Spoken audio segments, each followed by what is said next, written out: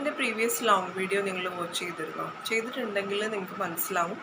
2 idioms എനിക്ക് വയ്യ അല്ലെങ്കിൽ സുഖമില്ല എന്ന് പറയാൻ വേണ്ടിയിട്ട് ഞാൻ യൂസ് ചെയ്തിട്ടുണ്ട്, അതിൽ ഇൻക്ലൂഡ് ചെയ്തിട്ടുണ്ട്.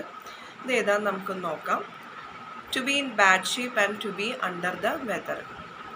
Both of the idioms have almost same meaning. എന്നാലും ചെറിയൊരു വ്യത്യാസമുണ്ട്. അത് നമുക്ക് ഡീപ്പായിട്ടൊന്ന് ചിന്തിക്കാം. To be in bad shape എന്ന് പറയുമ്പം if things are not going well around us or if you are physically or emotionally unfit, in such situations we can use this idiom to be in bad shape.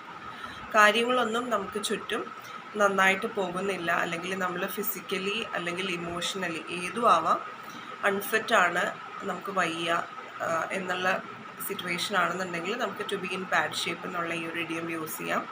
ഇനി to be under the weather എന്ന് പറയുമ്പം we are somewhat ill or prone to illness.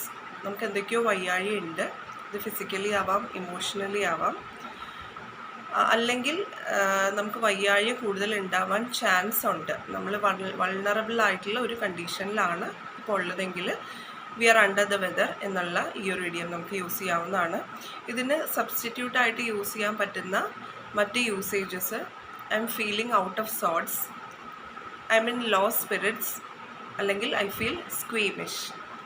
ഇത് മൂന്നും to be under the weather അല്ലെങ്കിൽ to be in bad shape എന്നുള്ള ഈ ഒരു 2 ഇഡിയംസിന് സബ്സ്റ്റിറ്റ്യൂട്ടായിട്ട് use ചെയ്യാൻ പറ്റുന്ന മറ്റ് യൂസേജസ് ആണ്.